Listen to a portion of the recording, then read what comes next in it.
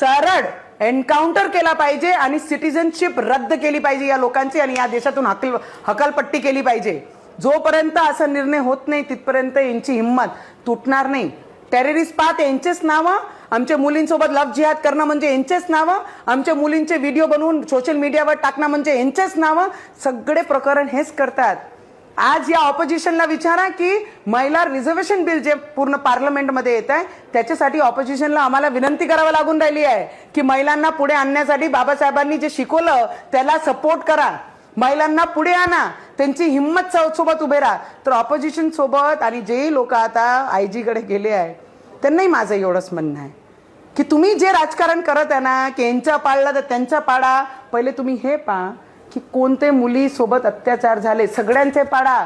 ज्यांनी अत्याचार केला त्यांना एकालाही सोडू नका, पण तुम्ही फक्त एक आपले मतदारांसाठी जे राजकारण करत आहे ते सोडून द्या।